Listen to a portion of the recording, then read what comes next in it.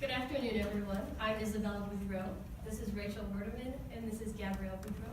We are Get With The Program, and we are excited to present to you our app, My Mini Museum. Okay, so quick show of hands. How many of you have visited an art museum in the past 6 months? All right, now keep your hand up if you can remember at least 4 exhibits from that museum. All right, very good. Keep your hand up, sorry, one more, if you can remember key details about that exhibit, such as the name of the artist, the name of the exhibit, and or historical context. All right, see how very few hands stayed up? What we just demonstrated is diminishing cultural literacy in modern society. What is cultural literacy, you might ask? Cultural literacy is one's knowledge of and exposure to important facets of different cultures. Art, being one of these facets, is the way people from across all cultures express themselves.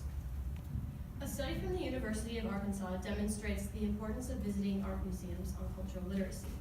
In this study, students visited Crystal Bridges Art Museum. The students participated in peer-facilitated discussion rather than listen to lectures from the curators on the exhibits. This promoted deeper levels of processing. On tests 3 weeks later, these students demonstrated elevated levels of critical thinking skills, empathy, and tolerance. So what we aim to do is to help more and more students gain an exposure to the arts in a more meaningful way. And our solution is an app that we've created called My Mini Museum. Now, My Mini Museum was designed in cooperation with the Minneapolis Institute of Art, which is also known as MIA. Now, My Mini Museum is a platform for museum guests to snap photos of objects in a museum, make personalized summaries about that object, and add it to their own virtual museum. In short, My Mini Museum is a pocket-sized museum that individuals can curate on the go. We operate as a nonprofit business. We plan on receiving most of our funding through foundation and government grants. We will also rely on private donations and corporate contributions. We plan on receiving approximately $22,000 from these sources our first year. By the time we cover our expenses, we plan to break even.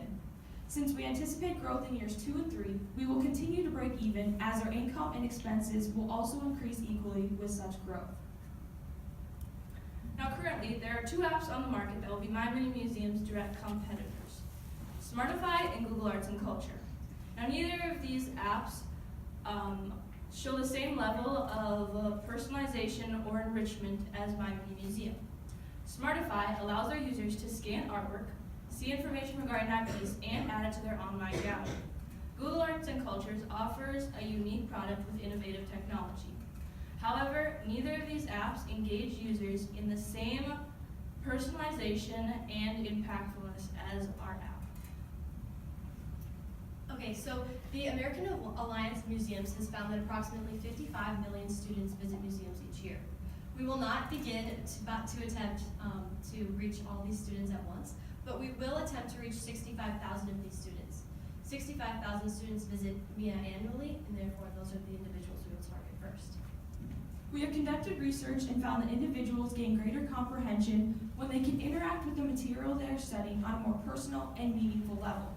This level of interaction is achieved in My Mini Museum by having users answer questions about the art that enable them to think inwardly.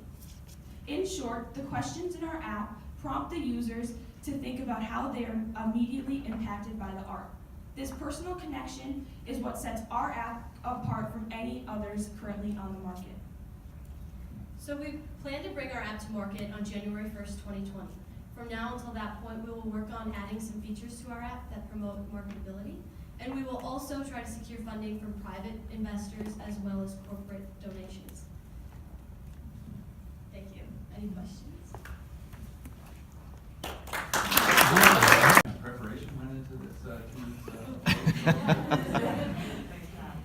I think the thing that I really like about your entry is the focus, and it's something that I would like to see out of more apps. You've got one purpose in your app that you're going for, and that's really, to me, key, because it means that now you've got your basic template. You can start to add features on there. I'd like to hear a little bit about what additional features, I'm thinking about social aspects that you want to add to your app that you developed.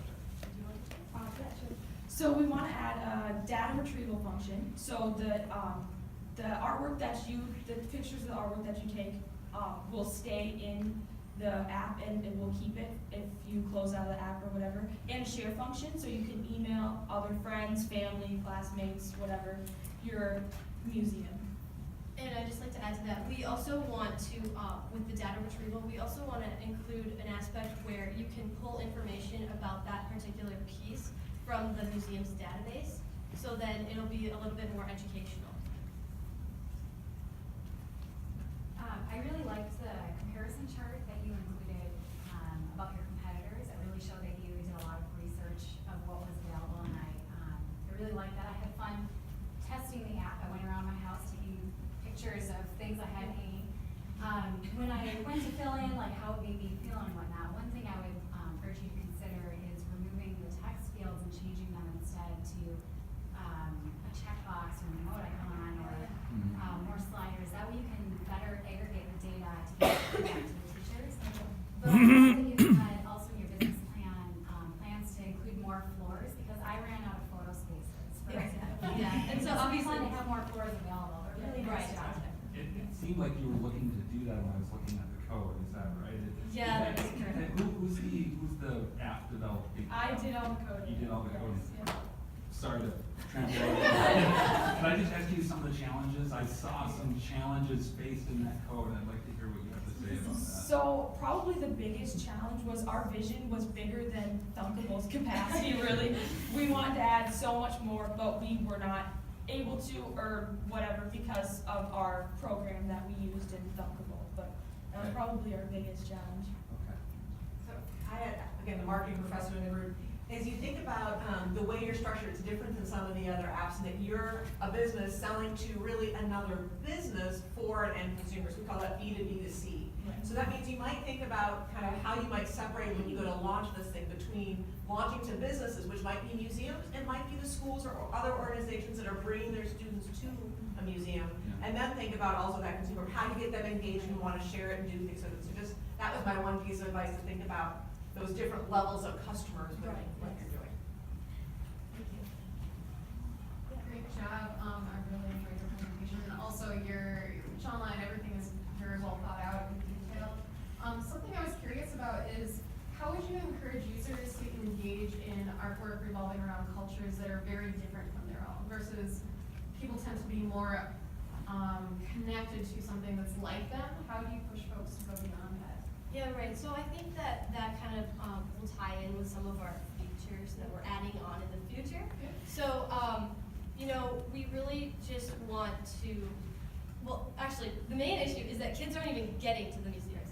So what we're trying to do is first get them there as our main concern. And then, obviously, with different floors and floor plans, that will help promote, having the app as a museum would be, and so that they can include from different galleries and things. All right, well, thank you very